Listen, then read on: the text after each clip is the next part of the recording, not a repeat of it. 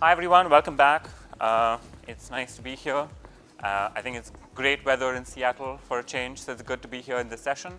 My name is Alok Verma. I'm a postdoc at UCSD, and this session, I'm going to be chairing this session, which is going to be about genetics and development. I mean, we've got to start somewhere, and all these organisms with neurons, they develop, and they end up having DNA in them. Mostly they encode whatever is in their DNA. You'll hear that that's not always the case. But yeah, so we're going to try and start with that. A few notes or announcements to begin with. If you have a question, please wait for the mic to come to you. We have 2 mic runners at the end of each talk. The talk is going to be 15 minutes of science plus 5 minutes of questions.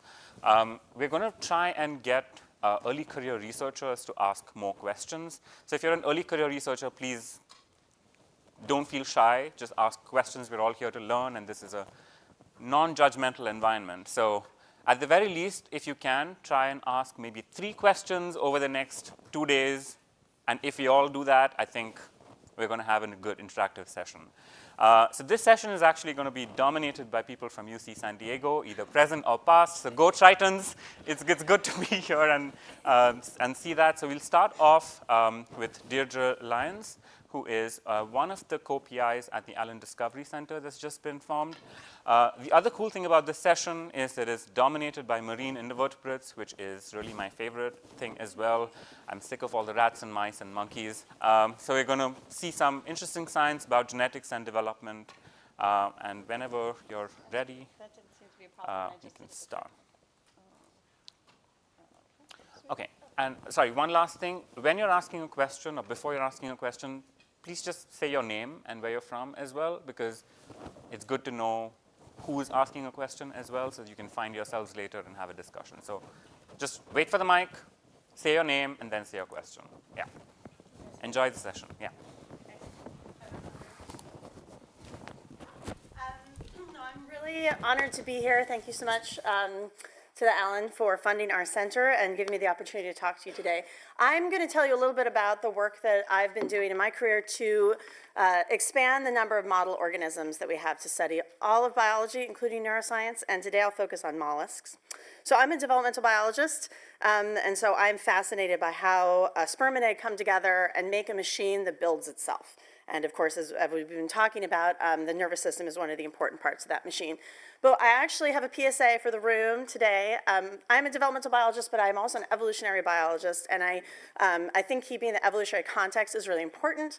And this is a quote that has guided a lot of my interest in evolutionary developmental biology from the evolutionary biologist Lee Van Valen, who said that evolution is the control of development by ecology. So this has been something that has been very interesting to me over my career. I've actually never really delved into the ecology part of it, the environmental effect, but the ADC NICE program is really kind of my first formal foray into thinking about that and integrating that to my research program. So I'm very excited, but I want to make a PSA to let everyone know in this room that these ideas have been connected for a long time, and neuroscience, I think it's well-timed that they're integrated with these ideas, but this concept, these 3 things, evolution, development, and ecology, have a very long history. And Lee Van Valen came up with the concept of the Red Queen's hypothesis, which you may or may not have come across before, came up with this in the 70s, so it's been around for a while. But the concept here he took from Alice and the Looking Glass, where the queen said, here it takes all the running you can do to keep in the same place. If you want to get somewhere else, you must run at least twice as fast as that. And so this concept that evolution and organisms are constantly competing, and so they have to get faster and faster to compete with one another. And he found this from studies in the fossil record. I'm happy to talk about that more. But I think this is really relevant for what we're talking about now and how organisms are going to face the rapid change as they're evolving. But this has been going on for a long time. People have been studying how this works from an evolutionary perspective, and people have been studying this, how it works from a developmental perspective as well. And I just want to let you know, if you're interested in trying to get into the side of things, what we call eco, evo, devo, there are 2 very well-known textbooks and studies about this, which are kind of not too far away, but as you know, textbooks don't come out until decades after a field is well developed. So if you're interested in thinking more about this, these are 2 very easy entree points for the room. Okay, so now I'm going to get back to what I was planning to talk about today, which is to talk about how mollusks might be a good model for us to understand some of these big questions in neuroscience. And I'll start with from the point of discussing the fact that large brains have evolved in, oh, why aren't you doing it? Oh, interesting. Okay, I turned my Wi-Fi off. Okay, I tried this twice and talked. This movie was just an octopus rolling around. You probably can think about all the cool things octopus do. But the point is that large brains, so the central nervous system, have evolved at least twice. Once, as we were familiar with in humans, which have more than 80 billion neurons in their brain, as well as cephalopods, which have 500 million cells just in their central nervous system. And they have a very extensive peripheral nervous system that functions like a distributed brain that is not even counted in those numbers. And then we have these intermediate model systems that we well know, mouse and zebrafish and fly, that have fewer, very degrees of the numbers of cells in their neurons. And so the ways these nervous systems have been put together are unique, and of course it's good to have diverse organisms to understand how the nervous system can function at all different numbers of cells. And particularly interesting to see how mammals and cephalopods have built their nervous systems to be a complex nervous system with amazing cognitive abilities from a completely different evolutionary starting point. So to get to trying to understand some of these interesting complex behaviors, for instance, in cephalopods, like the problem that we often have in humans, is we need some model systems, because developing some of these tools in cephalopods is coming along, but at a slower pace than we might want. And I want to remind you all, I'm sure I don't need to remind a lot of people in this room, that you may have heard of a couple marine invertebrates and mollusks that have been important for neuroscience in the past. For instance, the aplysia, the sea hare, which got a Nobel Prize in 2000 for mechanisms of memory, storage, and learning, and the squid, Doryteuthis, which got the Nobel Prize in 1963 for mechanisms of action potential. So this might be new to you or very familiar to you. But I will say that one of the limiting factors to be able to use these model systems for the types of studies that we want, to have a GCAMP marker, to look at their cells in details, to be able to look at them live, to be able to see them behaving in their natural environment and understand their behavior at a molecular level as well as a whole organism level. So we really need to be able to transform these organisms with the reagents that we are used to these days, being able to put GFP inside things, being able to CRISPR them, being able to have inducible optogenetic tools. That's kind of one of the levels that is very important. And the organism sometimes are amenable to this and sometimes are not. For instance, as I said, people have been studying squid for neuroscience since the 60s, and yet just in 2000 were they first able to introduce CRISPR modifications and be able to inject them. And it was in the injection of those CRISPR modifications that was the limiting factor. And for instance, then aplysia, which has been a model system, there's a whole stock center and in Miami that grows them, like not a problem to get them, but their embryos are uninjectable so far. So it is not yet possible for us to induce and put any of these molecules in there. So today I'm going to talk to you a little bit about the diversity of organisms with nudibranchs, and talk to you a little bit about what my lab and some of our collaborators have been doing to try and make a nudibranch model system that we could inject and be able to do some of these manipulations with. So I'm going to tell you a little bit of the story about how we got there. So this is a slide of just some pretty nudibranchs. Every Evo-Devo talk has to have like the flashy animal slide. This is mine, with lots of beautiful organisms that live in coral reefs and divers, and it's a kind of a popular organism because of all of their cool behavior and colors. Of those diversity, these are the species that people have used in the past, and like Dr. Martyr was saying, it was very much like someone in California collects them, someone dives, you hope the guy is like up for it, you know, and hasn't had like too much to drink the night before he finds the animals, he puts them on a plane and sends them to you, and that's how you get your samples. And so it's a very kind of precarious, laborious, and expensive process to get these organisms, and they're quite large. But what they're useful for is similar to what Dr. Martyr talked about the crab. They have the identified neurons that are very specific, they can relate to some of these behaviors. So here's the swim escape response of Tritonia, where some type of organisms like a sea star comes along and it can tell that it's a predator and it jumps away. And as it's doing this dorsal ventral flexion, you can do a semi-intact prep. You can sharp electrode the neurons that they've found to have central pattern generators and record from those neurons and understand how that pattern is generated. The key thing about these nudibranchs that makes them special, more so than cephalopods, not all gastropods, kind of the sweet spot of what's special about them is maybe like we discussed about the crab, they have these identified neurons. So there's specific parts in this semi-intact brain that you can identify from sample to sample. You can also identify them species to species. So you can do evolutionary studies, studying the same exact cell from different species and different samples. And we can define this central pattern generator, and as I mentioned, then you can record for them, and it looks something like that. You put the, as Dr. Marr said, people only putting 3 electrodes in an animal. This is the putting only 3 electrodes in the same animal. Recording from them and understand this swim response. But as I mentioned, being able to look at all of the neurons, right? So expanding out beyond the identified neurons to be able to study the whole brain, to be able to study it in the whole organism, to be able to study it live with markers and manipulate them is not possible in Tritonia. And these are some of the many reasons. Oh, it is showing up. Wait, it's not showing up on mine, but it's showing up here. Okay. So one, they're collected from the wild. The prey itself is not in culture, so I'd have to be a sea pen farmer to be able to keep these, because they only eat one, often only eat one species of whatever that they eat. They specialize. They have a long generation time. They are very large, so they're like big, a lot of them, depending on aplesia, you can hold like a baby and you're like a cat in your hand. It's huge, but these are a little bit smaller, but they're large. You can't keep many of them together. The samples are precious, so it's hard to like hand it to an undergrad and say, do an experiment. You have to be very careful with the material. Their development is limited. They might not always be gravid, so you can't always get the eggs to try and inject. Their life cycle is often indirect, so they'll have like a larval stage that might go into the water column and need some type of special induction from the environment to turn into an adult. And so there's all these kind of limiting factors. So Paul Katz's lab at UMass Amherst was interested in trying to find a nudibranch. This is kind of his research program is studying all of these, being able to understand these neural circuits. That's his specialty. And he and his undergraduate, Amira, decided to look for a nudibranch that they could keep in the lab. And they settled on this species, Bergia stephaniae, which I'll tell you why it's so special, but first they wanted to see if they could get some of the same information that they were used to in Tritonia, and they found they could dissect their brains. They could find some of these cells that they think are the identified neurons, and they can start to characterize them with different antibodies that we know cross-react, like serotonin and SCPB, and find the features that make them know that, okay, we can transfer a lot of our knowledge from all these other model species into this one. And so the advantages of the species are that there's actually a commercial breeding population that have been inbred for about 20 years. They eat aptasia, which is a pest, sea anemone, that usually people are bothered by in their coral reef tanks. So you can buy a Bergia, all it eats is the aptasia, and you can put them into your coral tank and they'll go around eating all the ugly corals, all of the ugly aptasia, leaving all your beautiful corals. Their generation time in the lab, if you keep them warm, is about 2 months.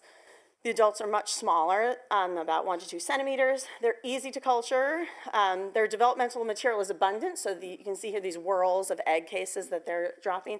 And they have a direct development. I'll show you a little bit about how the brain changes during what we call metamorphosis, but they don't necessarily need a complex information to metamorphose. Okay, so then, as I mentioned, we can study their nervous system, and people in the Katz lab and our lab have started to do all the usual things you think you do, which I won't bother you with t-SNE plots of single-cell-seq and looking at other in situs, but we can molecularly characterize the brain. But what I'm just going to tell you in the last couple minutes that I have is just a quick story or two about what we're doing to try and understand how the brain is developing, because basically all that work about how the nudibranch brain was organized had not been studied from a developmental perspective because they could not keep them in lab before. So the first thing that my lab did was describe development in detail, so we came up with a developmental staging system, which I'm showing here on the left, from the zygote.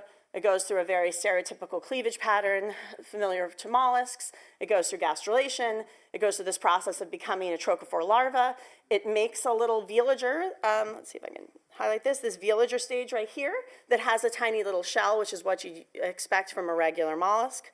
It then loses that shell and metamorphoses into this little wormy thing and then becomes a nudibranch. We can keep them in the lab very easily. These are all the little juveniles that have lost their shell, and this is kind of the first stage we are interested in. And also the important thing, as I set up, is that we can inject them. So this is the first injectable sea slug, we think, that we've found. And this is a picture of a GFP that's been expressed, a membrane GFP that we injected into the egg, and it's persisted into metamorphosis. It's mosaic, and it's, in this particular sample, is lighting up some cells, some muscle cells, the cells around the eye, and some neurons, we think. So we think that this is going to be a great model system for us to do some of these experiments. Okay, so as I mentioned, one of the things that we were interested in most being able to have this developmental time course is how this process of metamorphosis happens. So this velager stage up at the top right, that's with its little eyes. So it can see, sense, its environment. It can swim around when it hatches out of its little case. And then at some point it needs to decide, I'm going to go to the coral reef and I'm going to metamorphose. So there's some type of signaling and neural control that makes that possible. And then they lose their shell, so that's an interesting thing too. They completely reorganize their body. I'm going to talk to you a little bit about how they reorganize their nervous system. But this is a really key step in the lifetime of a marine organism, is how you get from a benthic adult to then spawn and put larvae out into the water column, and then how those larvae find the right spot they're supposed to be in again. And so this is really one of the earliest environmentally induced morphological and neural changes that happens in a lot of marine organisms. So it's a great model for understanding how the environment affects neurogenesis. And sometimes in some species it's quite catastrophic. Amrohamdun will talk about that. And corals also, it's quite a large change between the larval body plan and the adult body plan. But what we were interested in is just how the nervous system, the central brain, happens to change over time in these nudibranchs. So what I'm showing here on the top is just a cartoon of the stage that we defined of what that velager larvae looks like, so that we could look down the scope, an undergrad could open them up and say it's this stage, right? And then underneath that we scored and looked at some neural markers as well as just DAPI to find the concentrations of the neurons or presumptive neurons in different parts of the brain. And it doesn't really matter what these colors and names are, they're just the different lobes of the brain that we have defined. And what we saw, which is most important, is shown by this dotted line here, is that some of the organization that we're expecting to see in the adult really emerges at the stage of metamorphosis. And there's a couple ganglia that come on, like the rhinophores, which is a chemosensory organ, does not develop until after metamorphosis. So this transition at metamorphosis seems to be very important, even though this particular species, from the outside, we would call them a direct developer, and they don't actually go out and swim in the water column as much as some larvae do. So that was very interesting to us, and we're going to follow up on kind of some of that. And then the next question that we had is how the brain grows. So this is what the after metamorphosis little larvae, little juvenile looks like, and then it has about 500 neurons, and it has to get to about 5,000 neurons. And so then the key thing here is, can we find some of these identified neurons that we know from the adult in this very young larval form? And we have been able to with some of the HCR, mRNAs and antibodies that we have. And so this is a great place for us to understand how those identified neurons evolved and grow, and where do they come from, and how do you put the circuits together, the adult brain. So that is kind of what we're working on. I'm happy to talk to you guys more about that afterwards. And with that, I will just thank, oops, I left that picture there, sorry. That's my lab underneath that picture of the FT. Sorry. But I want to thank the Allen Institute for funding our work, as well as my other funding sources. And with that, I will leave you with this picture of a mob of Bergia going to take an Aptasia down. So, well, I take any questions. Thank you.